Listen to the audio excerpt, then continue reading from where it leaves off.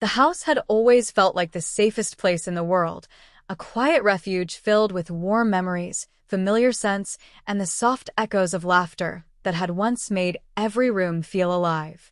Rachel had spent countless summers there as a child, running barefoot across the wooden floors, sneaking cookies from the glass jar her grandmother kept by the stove, listening to her grandfather's deep, steady voice as he told stories from his youth.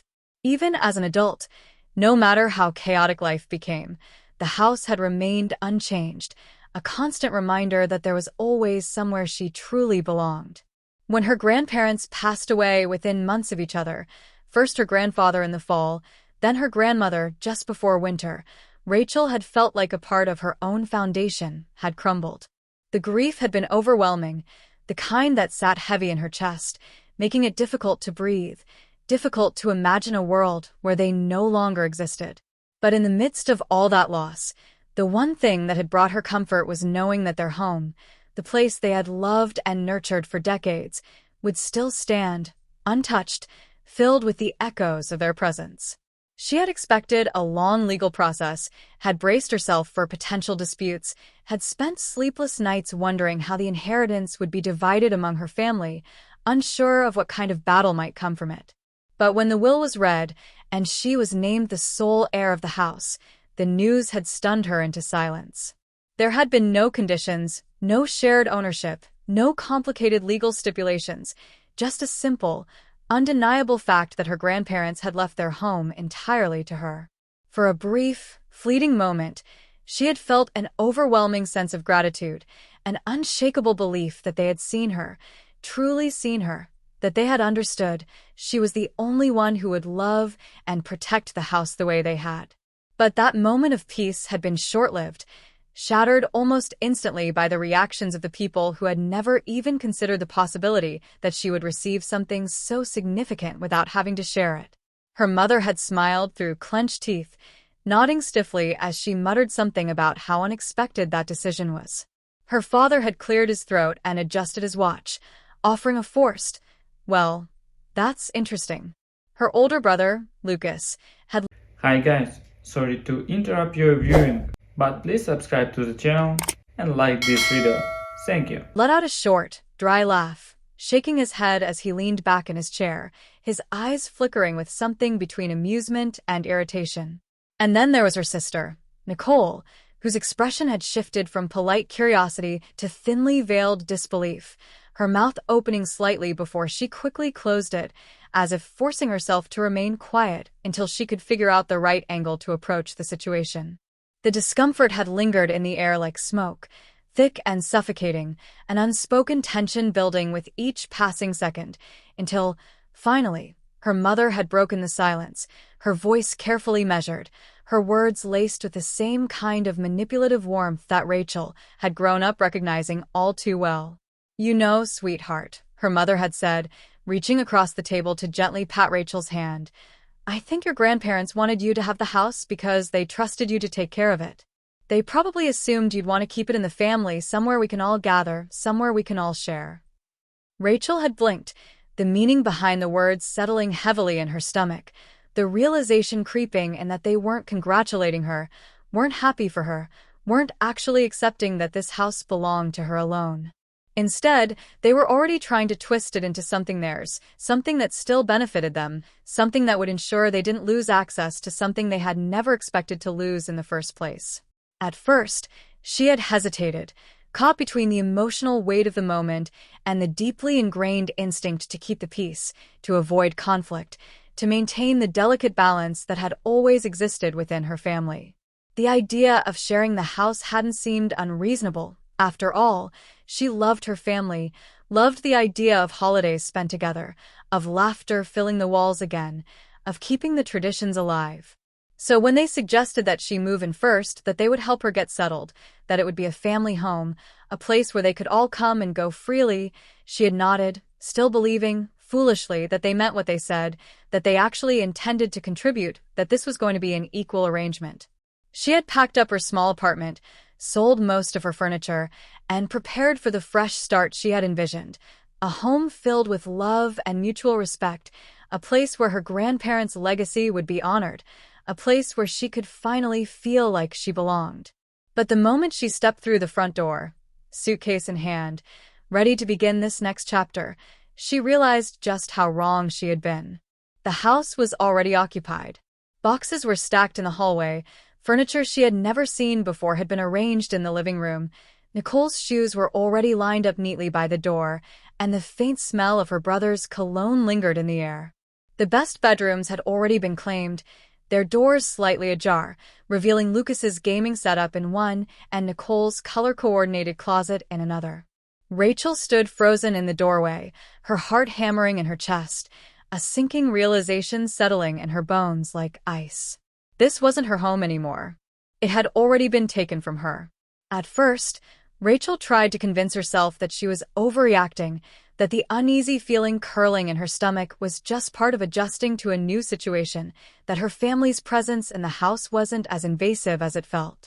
She had grown up with these people, had spent her entire life navigating their expectations, their subtle manipulations, their ability to twist a situation into whatever best suited them, but still, a part of her had wanted to believe that things would be different this time. She had told herself that it was temporary, that they were simply helping her settle in, that once the excitement of the house wore off, they would go back to their own lives, leaving her with the home her grandparents had meant for her. But as the weeks passed, that illusion quickly shattered. It started with the small things, the little adjustments that made it clear she wasn't the only one making decisions, the subtle shifts in control that she hadn't agreed to, but somehow felt powerless to stop. One afternoon, she had come home from work, stepping inside with an exhausted sigh, only to find her grandmother's antique rocking chair missing from the living room, replaced with a sleek, modern armchair that looked completely out of place among the warm, familiar decor. When she asked her mother where it had gone, her mother had waved a dismissive hand, barely looking up from her phone as she said, "Oh, that old thing. It was falling apart. We put it out on the curb." Rachel had stood frozen in place, her breath catching in her throat, the weight of the words sinking in like a stone dropped into deep water. That chair had been her grandmother's favorite, the one she had spent countless evenings in, humming softly as she knitted, as she told stories, as she existed in the quiet way that had made Rachel feel safe, grounded, loved. And now it was gone, discarded like it had never mattered at all. She wanted to be angry, wanted to demand why no one had asked her first, why they had decided that they had the right to throw away something that wasn't theirs. But before she could even find the words, her mother had let out a tired sigh, shaking her head in exasperation. "Don't start, Rachel," she had said, as if Rachel's anger was unreasonable, as if she was the one being difficult. "You have this whole house now. The least you can do is let us make it more comfortable." And that was how it started. One by one, her grandparents' things disappeared, replaced by furniture her mother had picked out, by decorations that had nothing to do with the home Rachel remembered, by items that made it clear that this house was no longer a tribute to the people who had left it to her, but a space being reshaped to fit the people who had taken it over. Her brother, Lucas, and sister, Nicole, treated the house like a free hotel, coming and going at all hours, leaving dirty dishes in the sink, piling laundry in the bathroom, throwing parties on the weekends without even bothering to ask if Rachel was okay with it. The first time she had walked into the living room to find half a dozen of Nicole's friends sprawled across the couch, drinking wine she hadn't bought and flipping through TV channels like they owned the place, she had gritted her teeth and walked away, telling herself it wasn't worth the fight. But the resentment kept building, growing stronger with every passing day, with every careless action, with every moment that reminded her just how little respect they had for the fact that this was supposed to be her home. And then, the bills started piling up. Electricity, water, internet, property taxes, groceries, maintenance. Every single expense fell onto Rachel's shoulders, while her family continued living there as if none of it was their problem. At first, she had waited for them to offer, had given them the benefit of the doubt, had convinced herself that maybe they just weren't aware of how much everything was adding up. But when she had casually brought it up over dinner one evening, mentioning how high the utility bills had been that month, the reaction she got made it painfully clear that they weren't just unaware. They didn't care at all. Nicole had snorted, rolling her eyes as she picked at her salad. "You make more money than any of us," she had said, not even bothering to look up. "What's a couple of extra bills?" Lucas had shrugged, stretching lazily in his chair.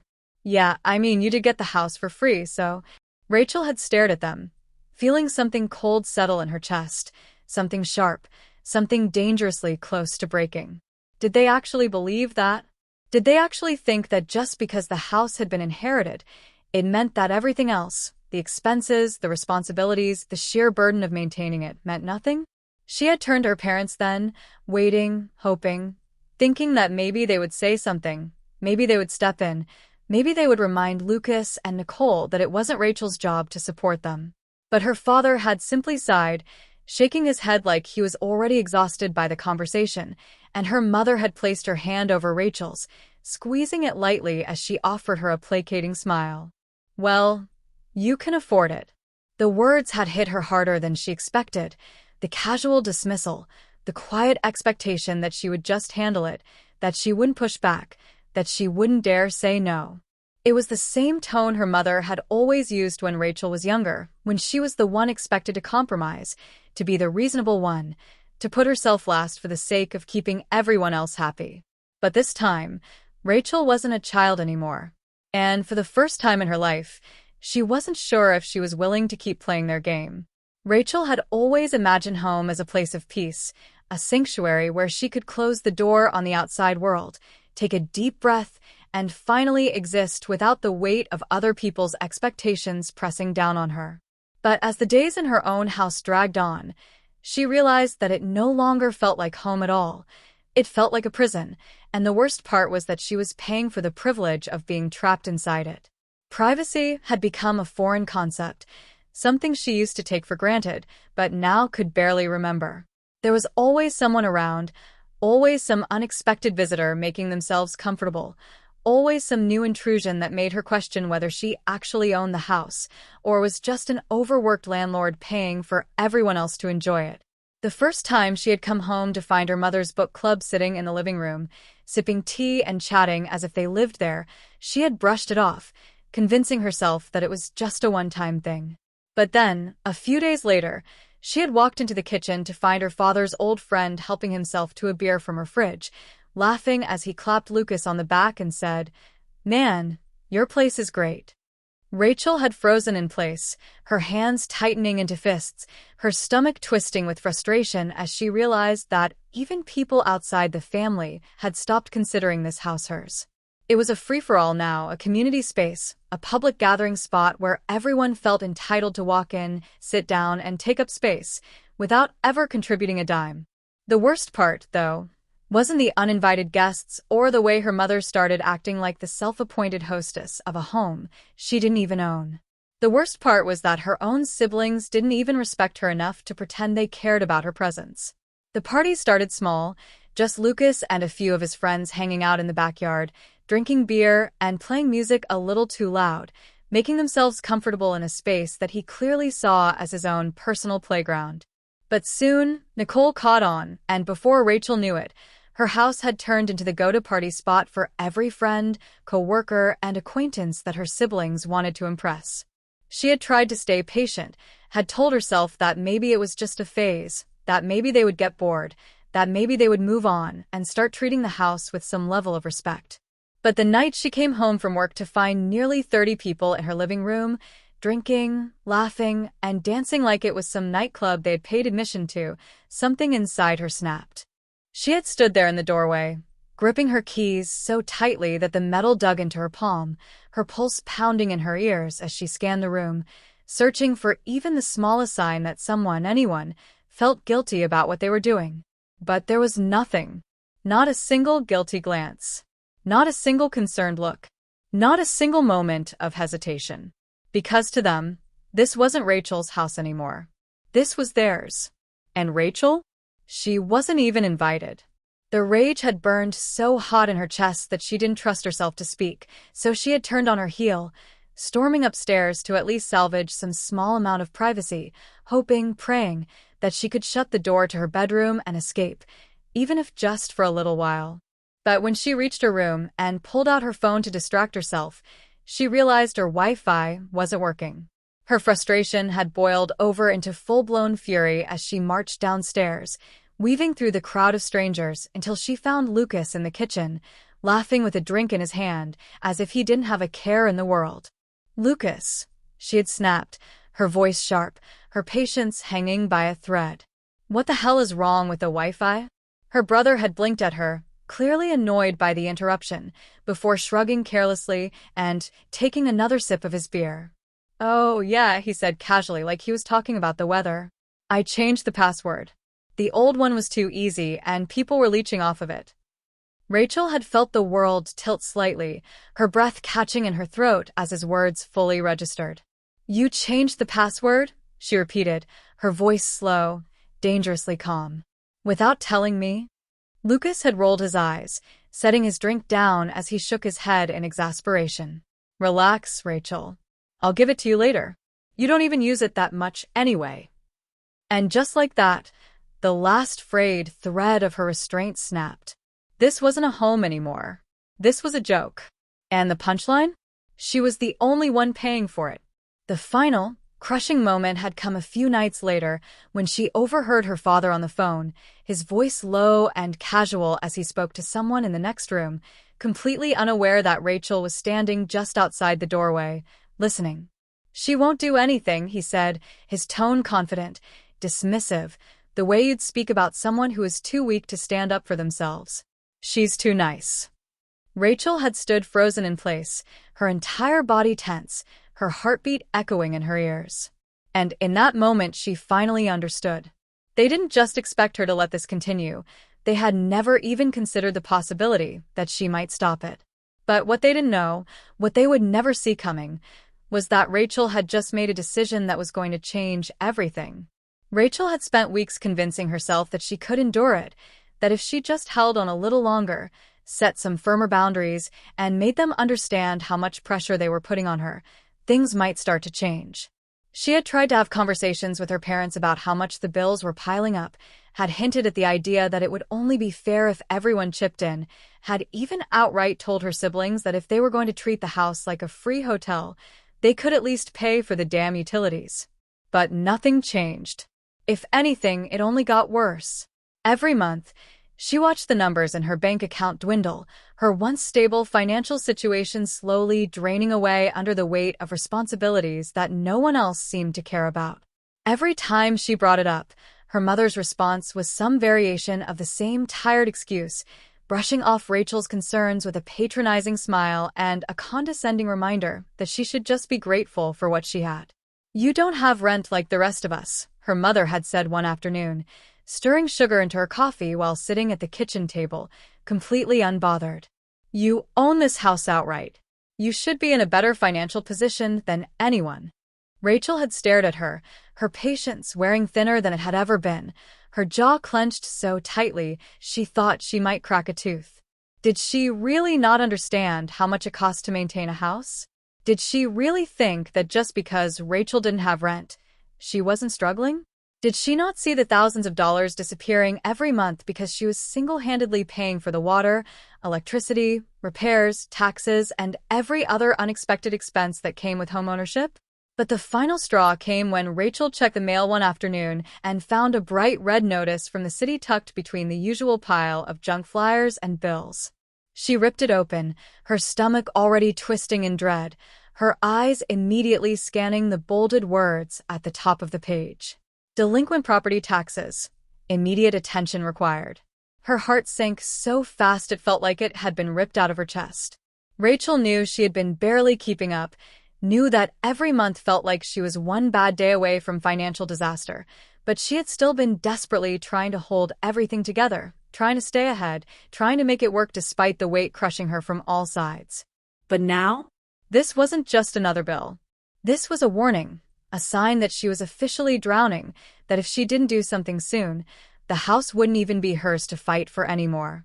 She marched straight into the living room, gripping the letter so tightly the paper crumpled in her fist, her entire body radiating frustration, exhaustion, and the kind of anger that had been building for far too long. Lucas and Nicole were sprawled out on the couch, feet propped up on the coffee table, eyes glued to the TV, completely unaware, or more likely, completely indifferent to the reality of what Rachel was dealing with. Rachel didn't bother easing into the conversation, didn't try to soften the edges of what she needed to say, didn't care about keeping the peace anymore. "I just got a notice for unpaid property taxes," she announced, her voice sharp, her eyes locked on her siblings as they barely glanced in her direction. "It's not just a bill, it's a warning. If I don't pay it soon, the city can put a lien on the house." Nicole let out an exaggerated sigh, not even bothering to look away from the screen. "Okay, so pay it." Rachel felt her fingers dig into the paper, her nails pressing into the soft, crinkled edges. "I have been paying for everything alone." Lucas, ever the master of indifference, gave a lazy shrug. "I don't know what you want us to do about it." Rachel let out a sharp breath, forcing herself to stay calm, even though her entire body was practically vibrating with pent-up rage. "I want you to contribute, Lucas. I want you and Nicole to stop acting like this is some free vacation rental and start acting like adults. If you're going to live here, you need to start paying your share." Silence. For one brief, fleeting second, she thought maybe, just maybe, they would finally realize how unfair they had been, that they would finally offer to step up and take some responsibility. And then Nicole laughed, the kind of sharp, condescending sound that sent a bolt of pure fury straight through Rachel's veins. "You're seriously acting like we're your tenants?" Nicole smirked, finally turning to face Rachel. "It's your house. You're the one who inherited it. You're the one who wanted to live here. If it's too expensive for you, maybe you should have thought about that before agreeing to keep it." Rachel felt something snap, something deep and unmovable, something that had been teetering on the edge of breaking for months. She took a slow breath, steadying herself, letting the anger settle into something colder, something more dangerous, something more determined. "Maybe you're right," she said evenly, her voice calm in a way that should have been terrifying. "Maybe I should think about my options." Lucas snorted, reaching for the remote as if this conversation wasn't worth his time. "Yeah? Like what?" Rachel paused for just a second, then let the words fall from her lips with absolute certainty. "Selling the house." Nicole stopped mid-laugh, her expression flickering with a split second of disbelief, before she rolled her eyes. "Oh, come on. You wouldn't do that to us." Rachel just smiled, but she didn't argue. She didn't fight. She didn't try to convince them, because she wasn't looking for their permission. That night, as the house hummed with the familiar sounds of her family treating it like their personal kingdom, Rachel sat in her room, pulled out her laptop, and searched for real estate agents in her area. And this time, she wasn't just thinking about her options. She was choosing one. Rachel had never experienced a moment of clarity quite like the one that settled over her the night she reached out to a real estate agent, her fingers moving over the keyboard with a steadiness that surprised even her, as if her body had made the decision long before her mind had fully caught up. There was no hesitation, no second-guessing, no lingering guilt whispering in the back of her mind, telling her to reconsider, to be the bigger person, to sacrifice her own well-being for the sake of keeping a peace that had never actually existed. This was happening. She was doing this. And there was no going back. She had expected to feel some kind of nervousness or doubt, some flicker of unease at the idea of selling the home she had once thought she would spend the rest of her life in, but the only thing she felt was relief, a quiet, consuming sense of freedom that she hadn't known she was capable of feeling until now. For the first time since inheriting the house, she could finally breathe, could finally picture a future where she wasn't trapped in the endless cycle of giving and giving while everyone else took without remorse. The next morning, she received a call from the real estate agent, a woman named Carla, whose voice carried the kind of calm, professional efficiency that told Rachel she had done this 1,000 times before and wasn't here to waste anyone's time. They met later that afternoon at a small coffee shop, Rachel sitting across from her with a firm, steady gaze, hands clasped around a warm mug that she barely touched because the decision had already been made, and she wasn't going to let anyone make her feel guilty for it. "I'll be honest with you," Carla said, flipping through some documents as she glanced at Rachel over the rim of her glasses, her tone blunt but not unkind. "A house like yours? It won't be on the market long. Your grandparents took great care of it, the location is solid, and people are looking for homes like this. If you're serious about selling, I can start showing it immediately." Rachel nodded without hesitation, her stomach steady, her nerves nowhere to be found. "I'm serious," she said, her voice firmer than she had expected. "I just need to do this quietly. My family doesn't know yet, and I'd rather keep it that way until everything is final." Carla raised an eyebrow at that, clearly curious, but professional enough not to pry. Instead, she simply shrugged, slid a few papers across the table, and handed Rachel a pen. "Sign here," she said, her tone casual, as if she wasn't holding the key to the single most satisfying decision Rachel had ever made in her life. And just like that, it was done. Over the next few weeks, Rachel played the best acting role of her life, pretending like nothing had changed, pretending like she wasn't just days away from completely upending her family's delusional sense of entitlement. She watched as they continued treating the house like their personal playground, as they threw their parties, as they left lights on in rooms they never used and cranked up the heat without a second thought, knowing full well they weren't the ones paying for it. Nicole bought new throw pillows for the living room, rearranging furniture as if she owned the place, commenting offhandedly about how she had been thinking about painting the kitchen a lighter color, maybe even installing an island. Lucas invited more of his friends over, letting them crash on the couch, making himself so comfortable that Rachel was starting to suspect he genuinely believed he would be living here forever. And her parents? They acted as if everything was exactly as it should be, their smiles filled with the quiet confidence of people who had convinced themselves that Rachel would never stand up to them, that she would never take action, that she would always be the one who gave in first. But then, the offer came in. Carla had called on a Wednesday afternoon, her voice smooth and satisfied, letting Rachel know that she had received a strong offer from a buyer who wanted to move quickly, someone who had no interest in dragging out the process, someone who saw the house and immediately wanted it. Rachel had accepted without blinking, without hesitating, without feeling even the smallest shred of doubt. The paperwork was finalized within days, signatures collected, dates locked in, everything moving so quickly that Rachel barely had time to process just how close she was to finally being free. She walked through the house with new eyes, knowing she wouldn't be here much longer, knowing that this place would no longer be her burden to carry, knowing that in just a short while, she would be free of the people who had turned it into a prison. Her family remained completely oblivious, their routines unchanged, their arrogance so deeply ingrained that it never once occurred to them that the home they had so easily taken over was already slipping out of their grasp. And then, one evening, as Rachel sat in her room scrolling through emails, she saw it. The final confirmation. The closing date was set. The sale was happening. And there wasn't a single thing they could do to stop it.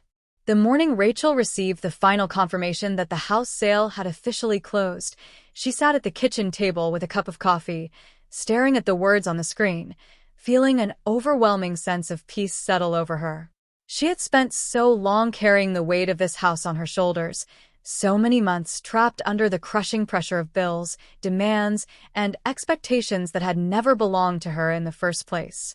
But now, for the first time since inheriting the house, she finally felt free, like she had taken back control of something that should have been hers all along.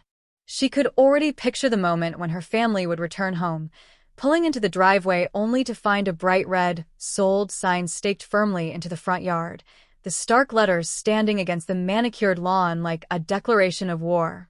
She could already hear the sound of her mother's voice, sharp and disbelieving, demanding answers, demanding an explanation, demanding that Rachel fix something that could no longer be undone. The idea of being there to watch it unfold was tempting, but Rachel wanted to enjoy this victory on her own terms, without the immediate weight of their reactions crashing down on her. So she packed a bag, threw it in her car, and drove off for the weekend, leaving them to enjoy one last night in a house that no longer belonged to them. As she drove away, she didn't feel guilt. She didn't feel doubt. She didn't feel anything except relief, pure and absolute. 2 days later, Rachel pulled back into the driveway just as the sun was beginning to set, the warm glow casting long shadows across the lawn.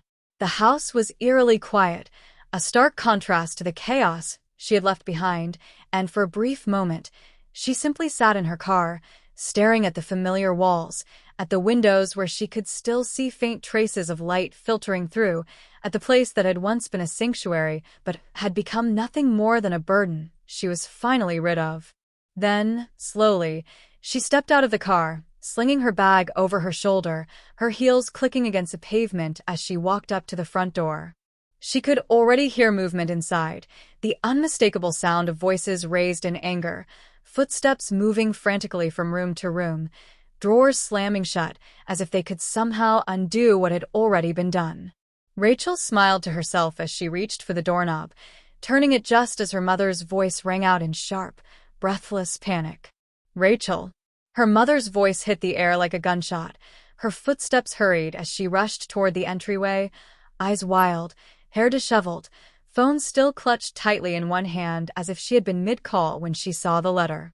Behind her, Rachel could see Lucas and Nicole standing in the living room, both looking pale, their usual smug arrogance completely erased, replaced by something closer to shock, closer to fear.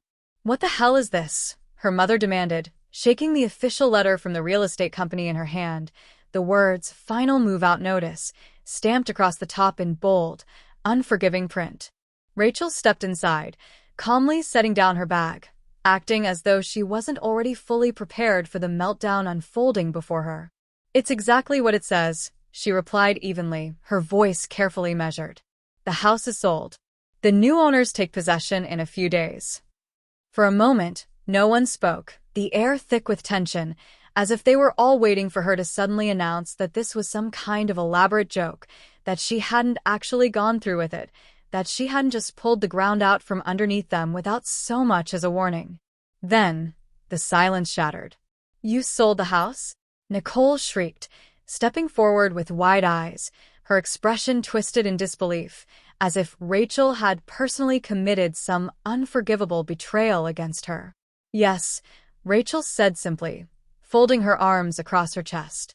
Lucas let out a harsh laugh, one that carried no humor, running a hand through his hair before throwing his arms out in frustration. "Are you out of your damn mind?" he snapped. "This is our home." Rachel's smile was razor-sharp as she tilted her head, watching as they all unraveled in real time, as reality finally crashed down on them like a tidal wave they hadn't seen coming. "No," she corrected, her voice unwavering. "It was my home, and none of you treated it like one." Her father, who had been eerily silent up until now, finally spoke, his voice low, tight with controlled anger.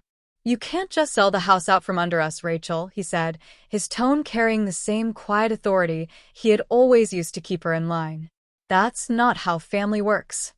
Rachel let out a soft laugh, shaking her head. "You're right," she said.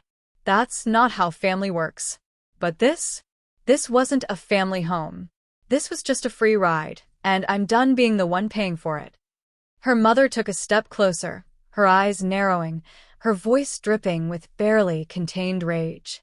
"You had no right to do this without talking to us," she hissed. "We should have had a say. We should have." "No." Rachel cut her off, her patience finally snapping, her voice sharp and unwavering. "You lost the right to have a say the second you started treating me like a bank account instead of your daughter."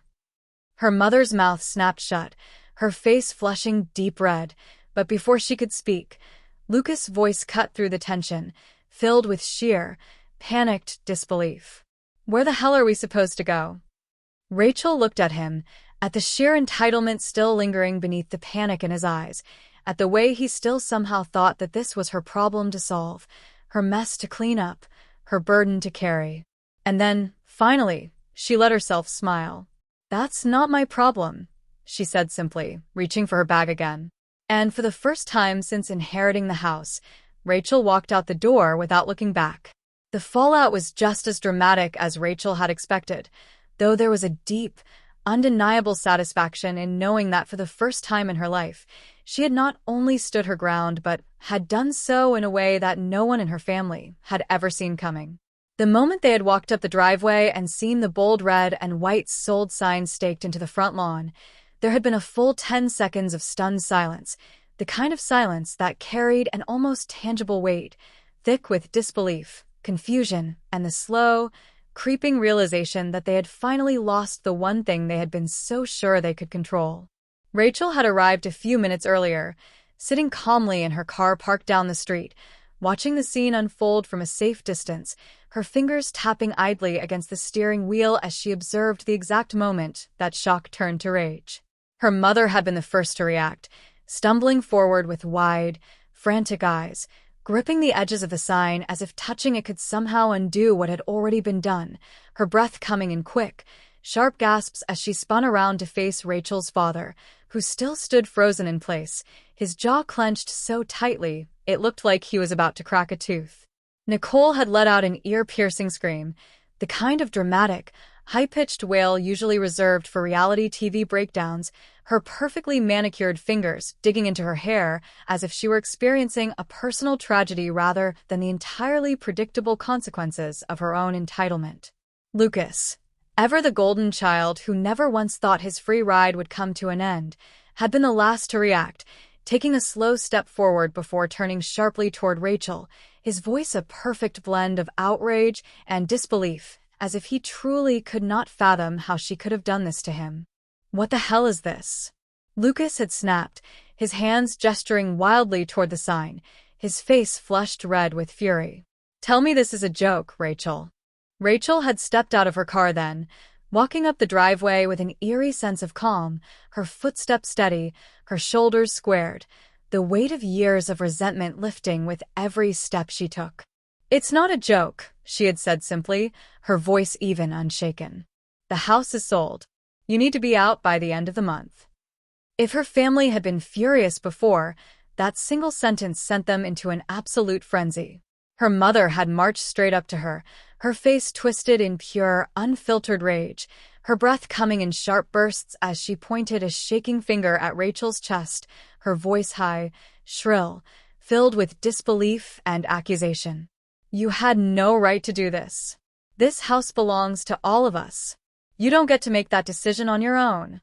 Rachel had smiled then, a slow, knowing smile, the kind of smile that was not cruel, but final, the kind of smile that said everything she had been too afraid to say for years. "That's where you're wrong, Mom," she had said, her voice almost gentle, almost amused. "This house was never yours. It was never Lucas's. It was never Nicole's. It was mine. You just assumed you could take it from me." The sheer audacity of her words had stunned them all into a brief, burning silence, the truth hitting them like a slap to the face. For months, they had treated her like an afterthought, a personal ATM, a landlord they didn't have to respect, a convenience rather than a human being. And now they were paying the price for it. "You're selfish," her mother had finally spat, her voice venomous, shaking her head like she couldn't believe what she was witnessing. "You betrayed your family over money. You'd rather see us homeless than let us live here?" Rachel had let out a short, disbelieving laugh, shaking her head as she crossed her arms over her chest. "I wouldn't have had to do anything if even one of you had acted like this was a shared responsibility. You all lived here rent-free. You never paid a single bill. You never even pretended to care about what I was dealing with. And now you want to act like I'm the bad guy for finally choosing myself." Her father had tried to play the calm, reasonable voice, stepping in with a sigh, rubbing his temples like he was exhausted by her dramatics, as if she were just throwing a childish tantrum rather than making a life-altering decision. "Rachel," he had started, his tone deliberately soothing, carefully measured. "We're family. This is a mistake. We can figure something out." But Rachel had shaken her head before he could even finish, her mind already made up, her decision already set in stone. "No, Dad. We can't." And with that, she had turned and walked away, leaving them standing there, staring at the sold sign as if they could will it into disappearing. Over the next 2 weeks, Rachel watched from a detached distance as the full weight of their situation finally started sinking in. They had tried to fight the sale, demanding to know if there was any way to cancel the deal, insisting that she must have made some kind of mistake, throwing every desperate excuse they could think of into the air, hoping one of them would stick. But it was too late. The papers were signed. The deal was done. And now, They had to figure out where they were going to live. Nicole had begged their parents to let her move back in with them, but their mother had been too busy wallowing in her own self-pity to offer any solutions. Lucas had spent days trying to convince his friends to let him crash at their places, but unsurprisingly, the same people he had treated so carelessly before weren't exactly eager to help him out. Meanwhile, Rachel had signed a lease to her own beautiful, quiet apartment across town, the kind of space that actually belonged to her, free of entitled guests, free of family who only saw her as a financial resource, free of the weight of obligation that had suffocated her for so long. And then, just as she was settling into her new life, her phone buzzed with an email notification from her father. "Dad, we miss you." Rachel had stared at the message for a long moment, her fingers hovering over the screen, the weight of the words sitting there, waiting for a reaction, waiting for a response, waiting for her to do what she had always done. Give in, forgive, make things easy for them again. But this time, she didn't reply. The first snowfall of the season drifted lazily past Rachel's apartment window, the flakes settling onto the streets below, covering the world in a quiet, untouched layer of white. She stood by the window, wrapped in the thickest, softest blanket she owned, a steaming mug of hot cocoa in her hands, watching the city move at its own slow, deliberate pace. The Christmas lights from the buildings across the street reflected off the frost-covered glass, twinkling like distant stars, painting the room in soft hues of red, green, and gold. It had been 1 full year since she had sold the house, 1 full year since she had walked away from the family who had expected her to sacrifice everything for them, 1 full year since she had finally taken control of her own life. 12 months, 52 weeks, 365 days, and not once in all that time had she regretted what she had done. Her apartment wasn't a sprawling house with extra bedrooms or a massive backyard, but it was hers, truly and completely hers, and that alone made it feel like the most luxurious place she had ever lived. It was quiet when she wanted it to be, peaceful in a way that she had never experienced in her childhood home, free of voices that drained her, free of expectations that weighed her down. No one invited strangers over without asking, no one threw parties that she wasn't welcome at, no one stole the Wi-Fi password and acted like she was the intruder in her own home. This space belonged to her, and her alone. She glanced at her phone, checking the screen out of habit rather than expectation, knowing there would be nothing waiting for her, no unread messages, no missed calls, no carefully crafted guilt trips disguised as Christmas greetings.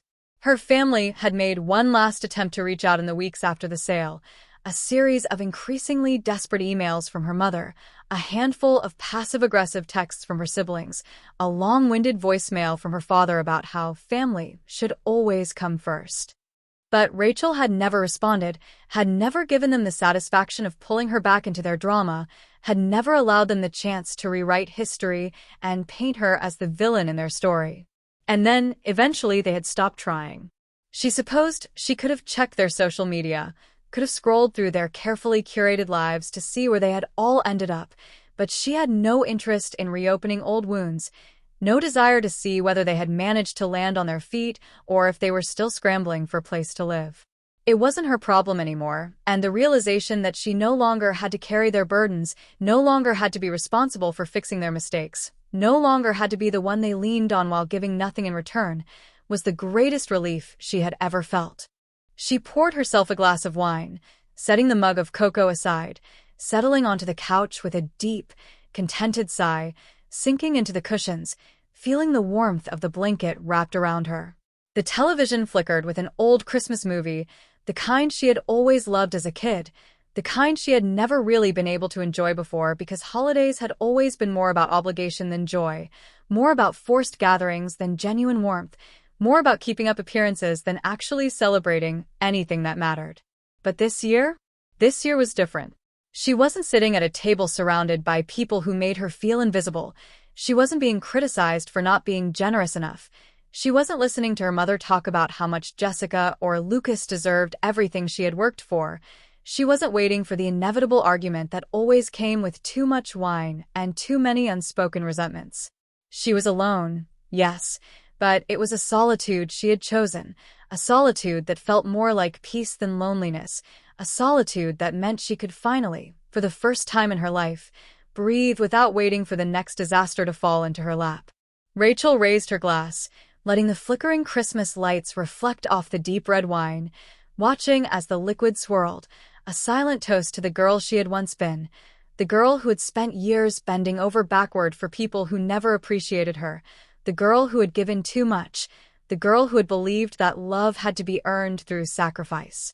To new beginnings, she murmured, the words slipping easily from her lips, settling into the quiet, not as a wish, but as a certainty, as a promise to herself that she would never go back to being the person she had been before.